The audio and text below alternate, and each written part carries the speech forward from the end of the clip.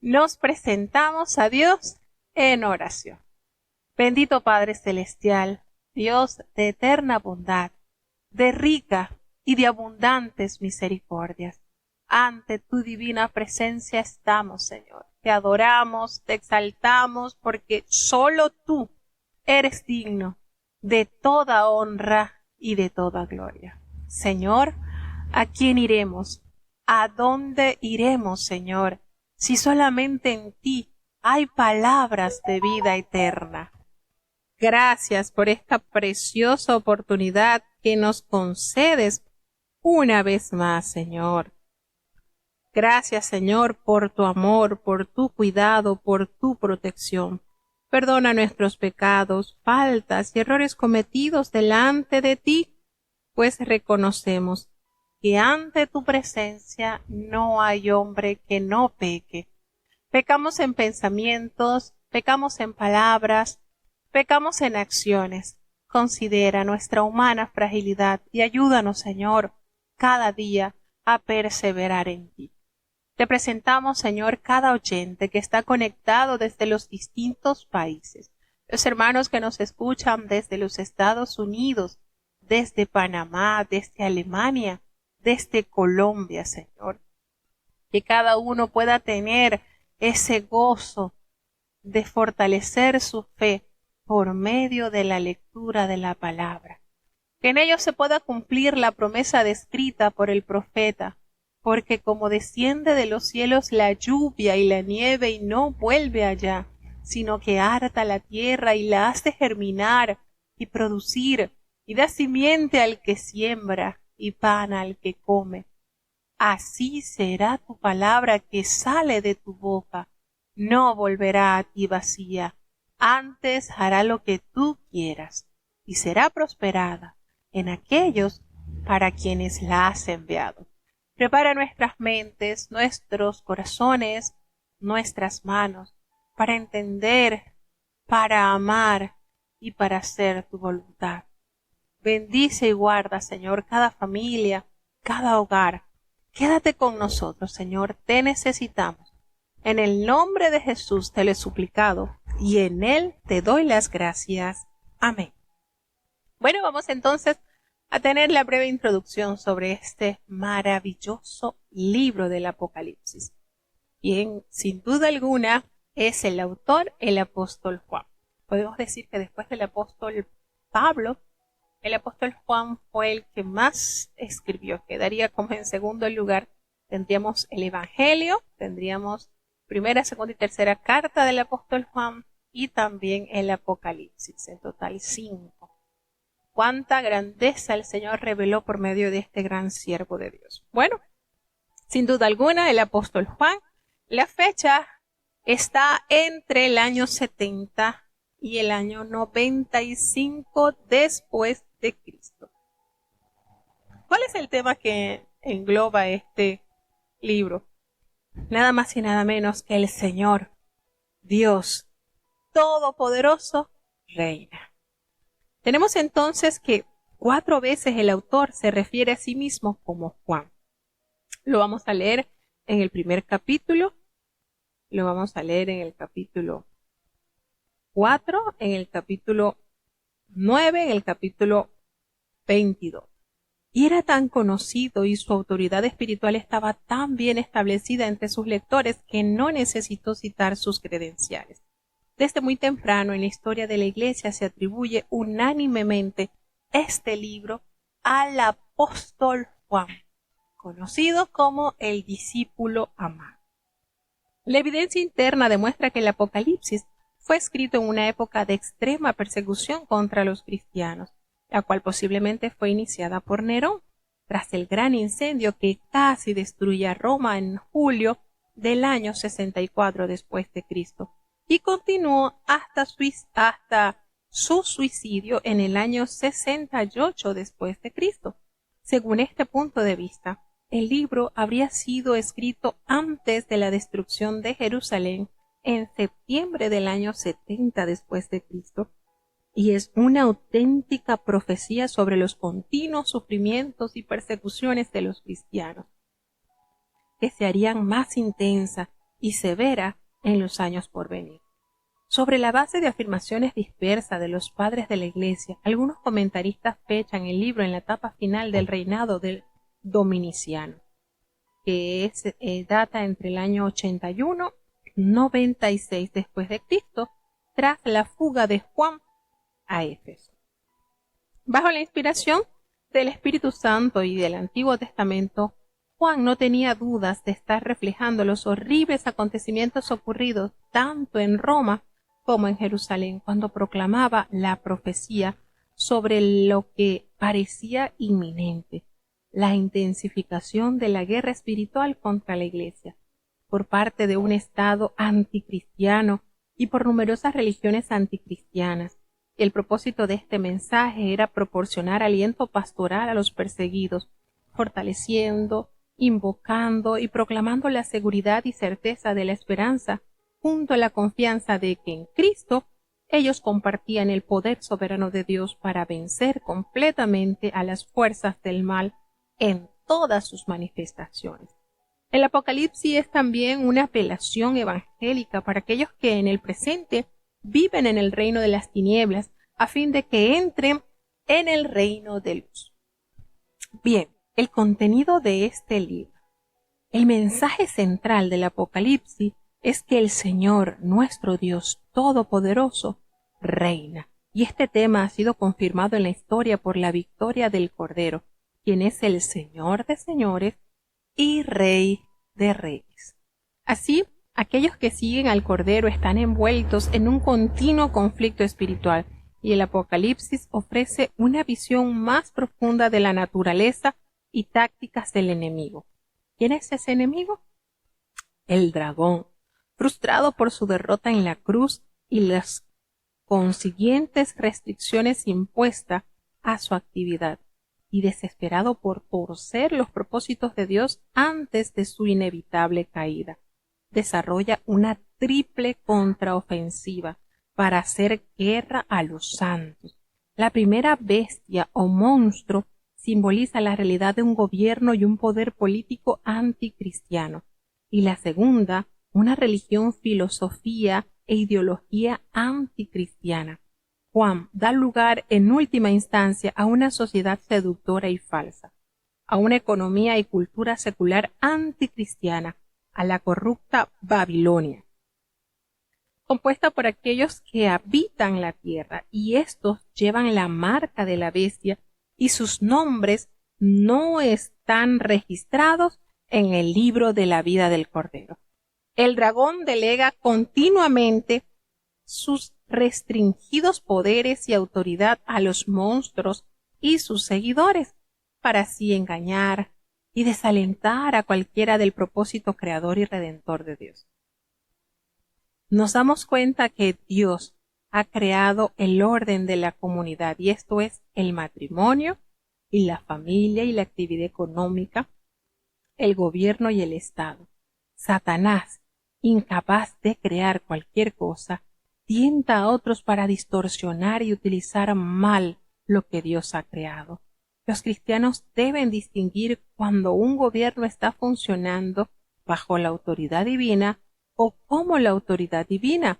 Si se trata de lo segundo, los cristianos deben orar, resistir con valentía y aceptar pacientemente las consecuencias de obedecer al Dios cuya imagen y sello llevan consigo. Deben hacerlo en la confianza de que después de su victorioso sufrimiento reinarán con el Señor. Detrás de las apariencias de pompa y poder del mundo está la realidad de la absoluta soberanía del Señor, el Cordero que garantiza la derrota final del pecado y el mal. Dios utiliza todas las fuerzas del mal, todas las consecuencias del pecado, aun el sufrimiento de sus santos, para alcanzar sus propósitos. Los creyentes que padecen persecución deben saber que sus sufrimientos no son inútiles y que al final serán reivindicados. El principal manantial de la esperanza y el valor cristiano es la certeza de que el enemigo ha sido derrotado y ha caído, que los seguidores del Cordero no están peleando una causa perdida. Él ya ha vencido, por lo que ellos pueden ser y serán vencedores. Nos damos cuenta entonces de que Juan recibió estas profecías por medio de una serie de visiones que contenían imágenes simbólicas y números que recuerdan a aquellos que se hallan en los libros proféticos del Antiguo Testamento. Aquí tendremos mucha conexión con los libros proféticos como el de Jeremías, Ezequiel, Isaías, tenemos Joel, en fin, Zacarías, una cantidad de conexiones con libros proféticos tales como Daniel. Es decir, todo lo que Dios se le muestra al apóstol Juan no es más que una forma más amplia de detallar lo que ya se había anunciado previamente por boca de sus profetas en el Antiguo Testamento. Es decir, la Biblia es un solo tema y nos engloba la realidad. Por eso es conocida la palabra de Dios como el periódico de ayer, hoy y del futuro. Precisamente Apocalipsis enfoca lo que serán los últimos tiempos de esta caída humana, de esta humanidad caída, de este mundo que sencillamente va a la destrucción final y a darle paso entonces al reino celeste. Nos damos cuenta entonces que el apóstol Juan recogió estas visiones posiblemente en el orden cronológico que las recibió y muchas de ellas como cuadros de los mismos acontecimientos desde diferentes perspectivas. No ofrece, sin embargo, el orden cronológico en que deben ocurrir los acontecimientos históricos. Por ejemplo, Jesús nace en el capítulo 12 y es exaltado en el capítulo 5. Mientras recorre sus iglesias en el capítulo 1, la bestia ataca a los dos testigos en el capítulo 11. No hace su aparición sino hasta el capítulo 13 y Juan recoge una serie de visiones consecutivas, no una serie de acontecimientos consecutivos. El Apocalipsis es un espectáculo cósmico, una serie elaborada de lienzos a color, acompañada e interpretada por voces y cantantes celestiales. La palabra hablada es una prosa de altura más poética de lo que indican nuestras traducciones. La música es similar a una cantata. Se introducen sucesivamente temas que después se reintroducen, desarrollan y combinan con otros temas. Todo el mensaje es una revelación. Esto es una clave para la comprensión de las visiones, las cuales contienen un lenguaje figurado que pone de manifiesto las realidades espirituales dentro y detrás de la historia, las señales y los símbolos esenciales, porque la verdad espiritual y la realidad invisible hay que comunicarlas a los seres humanos por medio de los sentidos.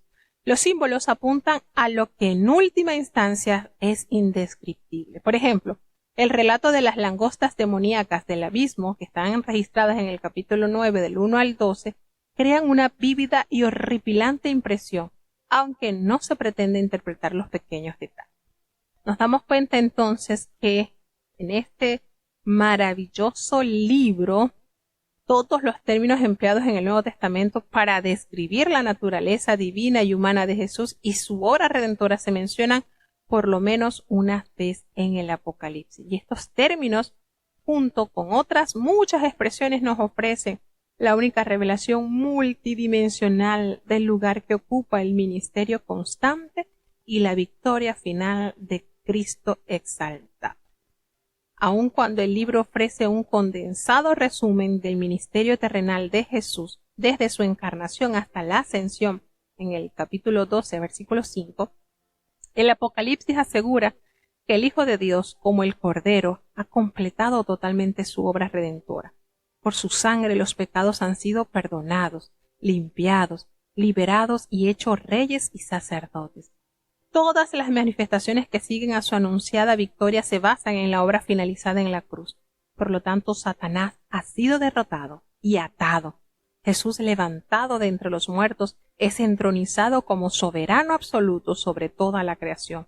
Él es Rey de reyes y Señor de señores, y recibe las mismas muestras de adoración que el Dios creador. El único que es digno de realizar el eterno propósito de Dios es el León de Judá, quien no es un Mesías político, sino el Cordero sacrificado.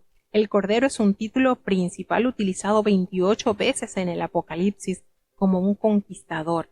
El Cordero tiene la autoridad y el poder de controlar todas las fuerzas del mal y sus consecuencias, subordinándolas a sus propósitos de juicio y salvación.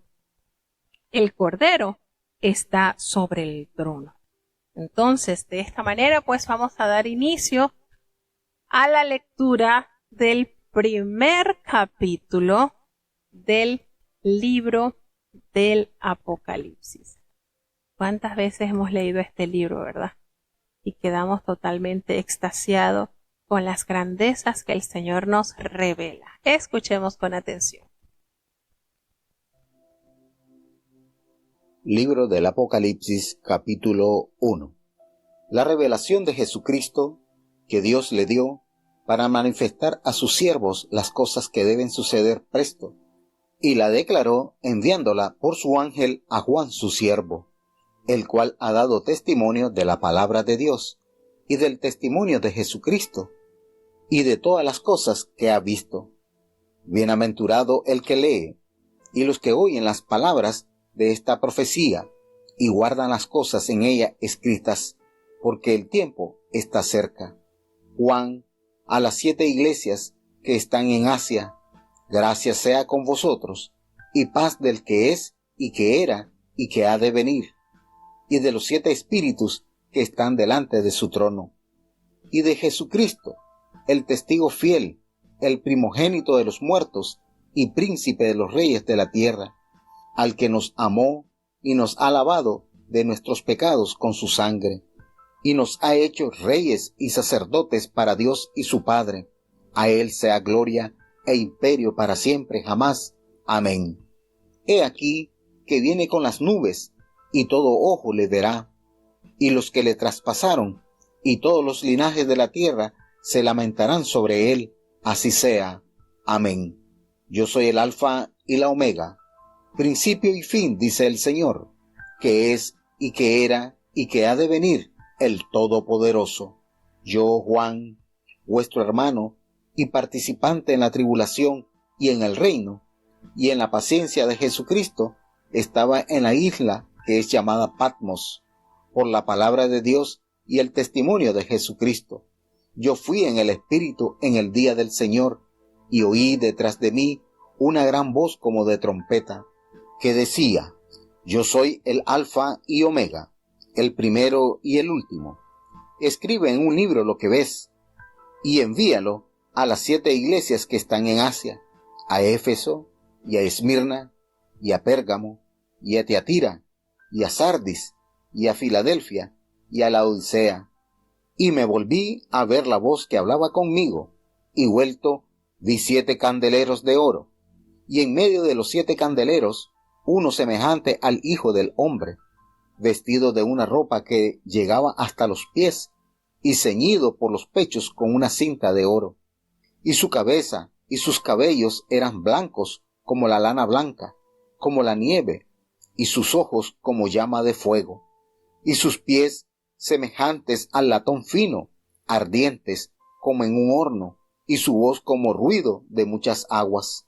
Y tenía en su diestra 7 estrellas, y de su boca salía una espada aguda de 2 filos, y su rostro era como el sol cuando resplandece en su fuerza. Y cuando yo le vi, caí como muerto a sus pies, y él puso su diestra sobre mí, diciéndome: No temas, yo soy el primero y el último, y el que vivo, y he sido muerto. Y he aquí que vivo por siglos de siglos. Amén. Y tengo las llaves del infierno y de la muerte. Escribe las cosas que has visto, y las que son, y las que han de ser después de estas. El misterio de las 7 estrellas que has visto en mi diestra, y los 7 candeleros de oro. Las 7 estrellas son los ángeles de las 7 iglesias, y los 7 candeleros que has visto son las 7 iglesias. Bueno, iniciamos entonces con este primer capítulo nuestro viaje a través de este maravilloso libro que contiene 22 capítulos y la esperanza plena del pueblo que espera el regreso de su amado Salvador. Tenemos entonces la revelación de Jesucristo que Dios le dio para que fuese manifestada a sus siervos las cosas que deben suceder pronto y que las ha declarado enviándolas por medio de su ángel, aquel gran siervo llamado Juan. Y nótese, esta introducción debemos de tomar en consideración. Por muchos años nosotros la palabra de Dios en Apocalipsis siempre la hemos tenido así como algo muy cerrado. Pero el primer versículo de este capítulo nos detalla que está escrita esta palabra para que nosotros podamos estar al tanto de lo que ha de suceder, de lo que va a suceder. Por tal razón no debemos tenerle miedo a la lectura de este libro, porque si el Señor no hubiese querido que nosotros estuviésemos al tanto, sencillamente no hubiese ordenado al apóstol Juan que escribiera. Hay una parte, sí, donde al apóstol se le prohíbe escribir, sella las palabras de esto, no las escriba. Quiere decir que eso no teníamos no teníamos la capacidad para entenderlo, y por tal razón se le prohibió al apóstol Juan escribir lo que él vio por medio de las visiones. Pero esto que está plasmado es para nuestro crecimiento. Nosotros debemos asumir la responsabilidad para que Dios nos guíe al buen entendimiento, podamos aplicar estas verdades en nuestras vidas y sobre todo podamos estar preparados para los tiempos que se avecinan. Recordemos que Jesús tuvo una estrecha asociación con los ángeles y aquí nos declara que enviándola por medio de su ángel a su siervo Juan. Entonces, esta revelación de Jesucristo que Dios se la dio para manifestar a sus siervos. Nosotros somos los siervos de Dios.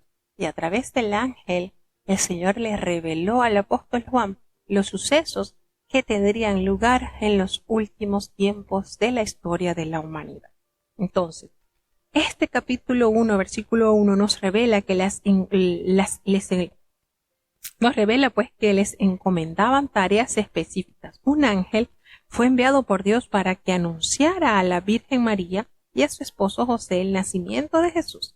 También los ángeles estuvieron presentes en el nacimiento de Jesús y lo anunciaron a los pastores. Los ángeles protegieron al niño de los celos y la ira del rey Herodes. Y algún tiempo más tarde, en vida de Jesús y al término de su ayuno de 40 días, los ángeles le ministraron y le fortalecieron, tal cual como nos detalla el capítulo 4 del libro de San Mateo. Entonces, con esto observamos la estrecha relación que ha tenido Jesucristo con los mensajeros de Dios.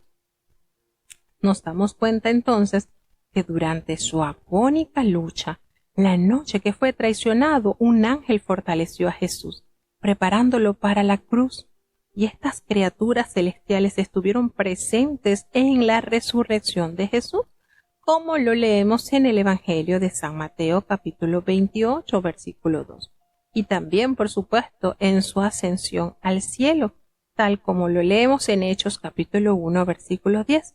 Finalmente, Jesús regresará en la gloria de su Padre con sus ángeles, y nosotros nos encontraremos con Él en el aire, como lo detalla la carta del apóstol Pablo en la epístola a los Tesalonicenses. Bien, la revelación es la traducción de la palabra griega que significa Apocalipsis. Eso significa revelación, que significa descubrir o develar una realidad que no había sido antes percibida. Y este Apocalipsis vino de Dios a través de Jesucristo, cuya condición y obra pasada, presente y futuro es el contenido de la revelación, comunicada a Juan por un ángel. Y el propósito de este libro, hermanos, es manifestar a sus siervos. ¿Quiénes son sus siervos? Los genuinos creyentes de todas las épocas, las cosas que deben suceder entre la primera y la segunda venida de Jesús. Y estos acontecimientos ocurrirán pronto, lo cual significa que pueden sobrevenir en cualquier momento. Todos los mensajes deben ser revelados, y esta es la clave para comprender las visiones, las cuales contienen símbolos que apuntan hacia las realidades espirituales que están implícitas en nuestras experiencias históricas. Continúa diciendo que ha dado testimonio de esta palabra de Dios y el testimonio de Jesucristo y de todas las cosas que han visto. Bienaventurado el que lee y los que oyen las palabras de esta profecía y guardan las cosas que están en ellas escritas, porque sin duda alguna el tiempo está cerca. Juan ha dado testimonio verdadero en su vida y en su predicación, y ahora lo da también en este libro, que al mismo tiempo la palabra de Dios para la humanidad y testimonio de Jesús al Padre y la verdad. La primera de las 7 bienaventuranzas supone una lectura en voz alta ante una reunión de cristianos que se espera obedezcan las palabras de esta profecía, y el hecho de que el tiempo está cerca constituye un urgente llamado a la obediencia, no una referencia cronológica precisa. Juan escribe a las 7 iglesias existentes en la provincia romana de Asia, las que son representativas de todas las iglesias locales de cualquier época. Las bendiciones que él pronuncia tienen su origen en el Dios Trino. El Padre es descrito en el término de su naturaleza eterna. Los 7 espíritus representan el Espíritu Santo en todas sus facetas y perfecta actividad dinámica. Y Jesucristo es representado en términos de su sacrificio redentor, su resurrección y su reinado eterno. Jesús, como Mesías y Rey, es uno de los temas más importantes que resaltan en el libro del Apocalipsis. Y de Jesucristo el testigo fiel, el primogénito de los muertos.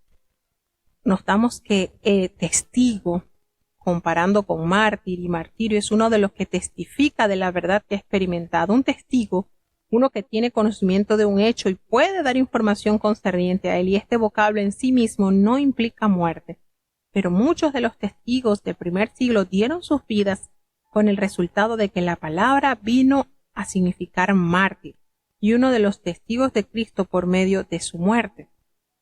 Nos habla entonces sobre lo que el Señor ha hecho con los que han vivido enteramente para Él.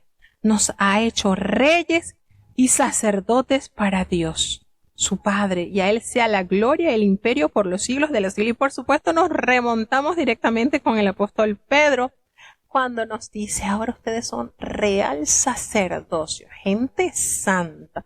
Y nos conectamos precisamente, es el resultado de la adopción de Cristo, cuando nos ha tomado y nos ha transformado para hacernos entonces sus coherederos en el reino celestial. Y he aquí que Él viene con las nubes, y todo ojo le verá, y los que le traspasaron, y todos los linajes de la tierra harán lamentaciones por sí. El sacrificio de Jesús a todos los creyentes, los privilegios que pertenecieron al antiguo Israel, nos hizo reyes, nos hizo sacerdotes, y es claramente una referencia a las funciones de los creyentes en el testimonio y en la adoración. En las primeras líneas del Apocalipsis, Juan presenta a sí mismo como un hermano y compañero en la lucha de todos de lo que se enfrenta, y sus palabras en el reino y en la paciencia de Jesucristo apuntan a la doble realidad del presente triunfo del reino de Cristo y a la continua presencia del mal, lo cual exige a la Iglesia luchar pacientemente para que el reino avance entre y a través de nosotros, al presentar el amplio panorama de profecías a punto de ser proclamadas. Juan aborda 2 verdades actuales muy importantes. La primera es que nosotros, los redimidos por Cristo, somos amados y hemos sido lavados de nuestros pecados y un estado presente. Nosotros, a través de su glorioso dominio, hemos sido designados reyes y sacerdotes para Dios. Un llamado también presente, y así estos 2 oficios dan una perspectiva sobre nuestra autoridad y deber y cómo podemos hacer avanzar lo más eficazmente posible el reino de Dios. Primero, se dice de nosotros que somos reyes en el sentido de que bajo el Rey de Reyes integramos la nueva generación. Los renacidos en quienes Dios ha delegado autoridad para extender y administrar los poderes de su reino. Desde luego, esto implica testimoniar fielmente del Evangelio en el poder del Espíritu y en servicio de amor a la humanidad en el amor de Dios. pero ello supone también enfrentar los oscuros poderes del infierno, estar perseverando siempre en la oración y mantener expectantes ante las obras milagrosas. Sin embargo, esta autoridad se ejerce plenamente al adorar con espíritu de alabanza, cuando ejercemos el oficio de sacerdotes. Algunas traducciones dicen un reino de sacerdotes, lo cual hace énfasis en el hecho de que el gobierno es eficaz únicamente cuando se cumple fielmente la misión sacerdotal. La adoración es fundamental para el avance del reino y el poder del creyente delante del trono de Dios, adorando al Cordero y exaltando en el Espíritu Santo con alabanza, y confunde poderosamente al adversario. Aquí se nombran las 7 iglesias del Apocalipsis. Las iglesias son 7 ciudades que recibieron una carta apocalíptica del Señor a través de Juan, por medio del elogio, la condena y la advertencia. El pueblo de Dios fue exhortado a mantenerse fiel en medio de la adversidad.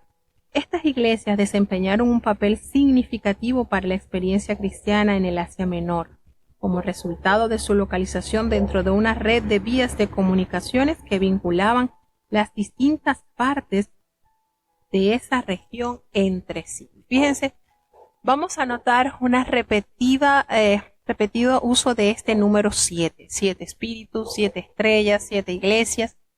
Recordemos que el 7 encierra la perfección o la plenitud. Y ustedes siempre se van a dar cuenta que el 7 está girando siempre en torno de la descripción de Dios. Dios sella la profecía de la autoridad de su nombre cuando dice el alfa y la omega, la primera y la última letra del alfabeto griego. Declara, por supuesto, la completa autoridad de Dios, o sea, que el Señor es el Señor de la historia, sin duda alguna. Entonces, contemplamos aquí cómo Dios es el único todopoderoso y el poder de Dios es totalmente absoluto.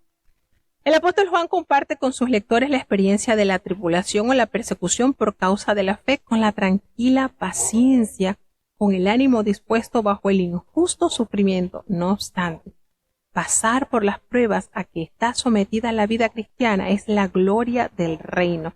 Cuando él dice, yo, Juan, vuestro hermano y copartícipe vuestro en la tribulación, en el reino y en la paciencia de Jesucristo, estaba en la isla llamada Patmos por causa de la palabra de Dios y el testimonio de Jesucristo. No estaba vacacionando el apóstol Juan, no estaba de vacaciones, no estaba de retiro espiritual, estaba allí expuesto, y allí el Señor le mostró la más grande visión que hasta la fecha nos llena de fe y de esperanza de que todo esto que está escrito en la palabra tendrá su pronto cumplimiento. Él estaba aquí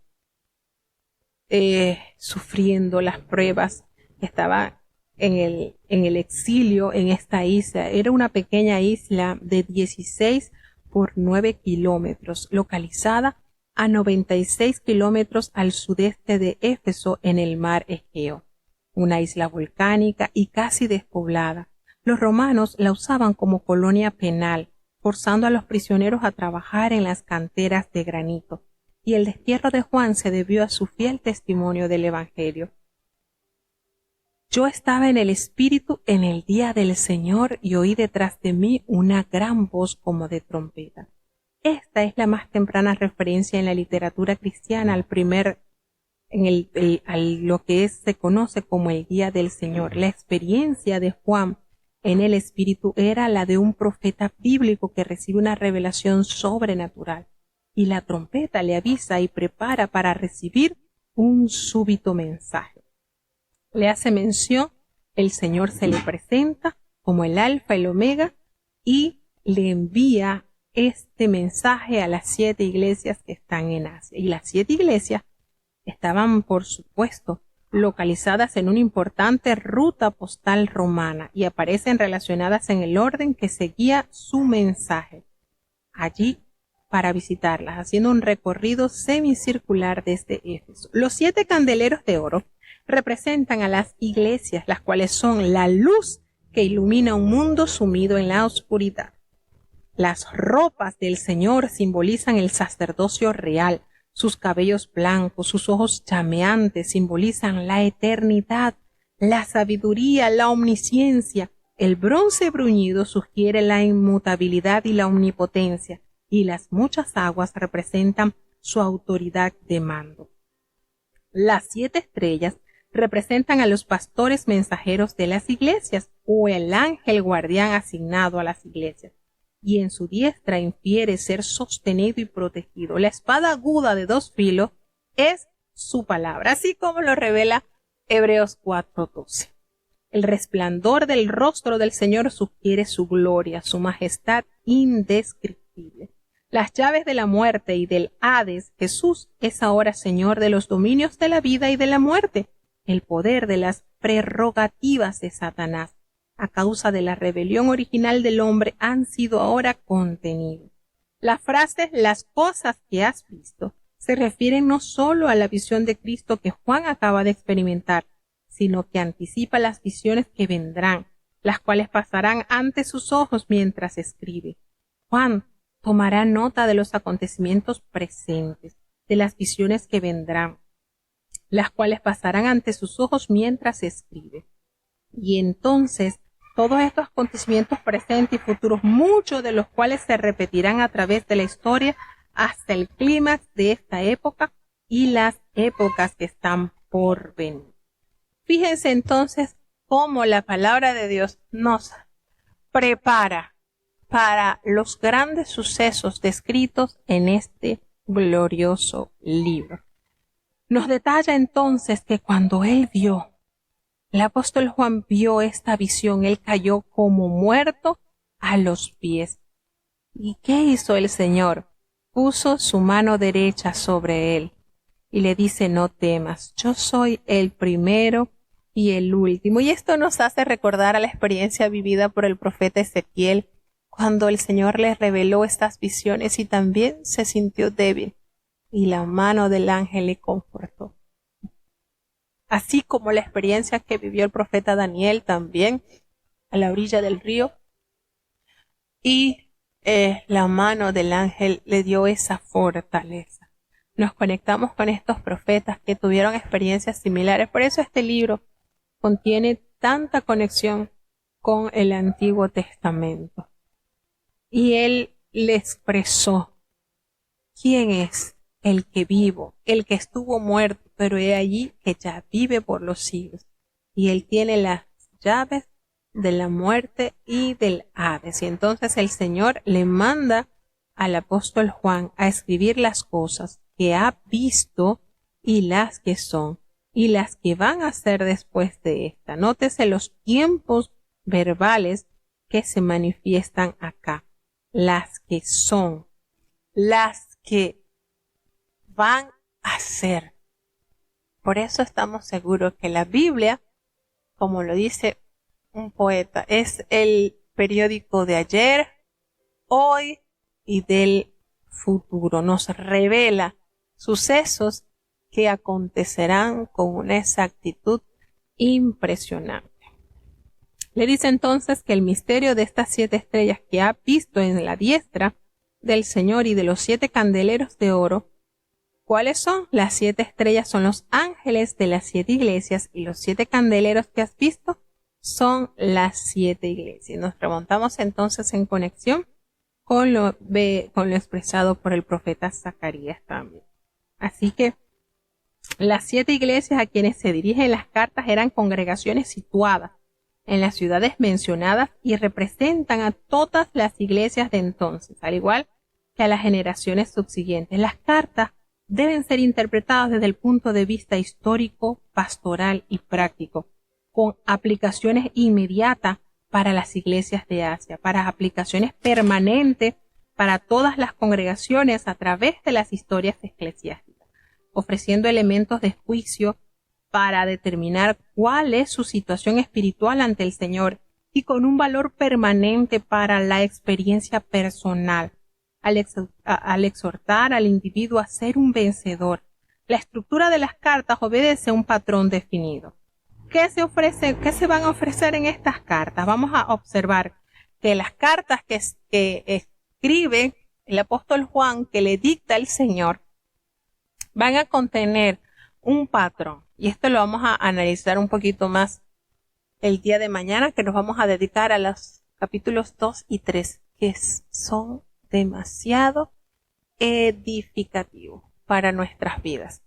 Todo lo que contiene la palabra de Dios es para nuestra fortaleza, y si el Señor lo ha descrito, lo ha dejado plasmado, es para edificación de su pueblo amado.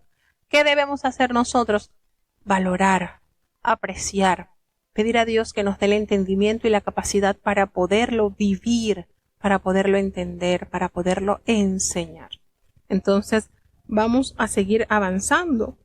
Mañana, Dios primero, vamos a tener la oración de cierre. Querido Padre Celestial, Dios de eterna bondad, de rica y abundantes misericordias, ante tu divina presencia estamos, Señor. Te adoramos y te exaltamos porque solo tú eres digno de toda honra y de toda gloria. Señor, ¿a quién iremos? ¿A dónde iremos? Si solamente en ti hay palabras de vida eterna. Gracias por esta preciosa oportunidad que nos has concedido una vez más de leer tu palabra. Guíanos, Señor, a toda verdad, a toda justicia. Perdona nuestros pecados, faltas y errores cometidos delante de ti, pues reconocemos que ante tu presencia, Señor, no hay hombre que no peque. Ayúdanos cada día, Señor. Ten compasión.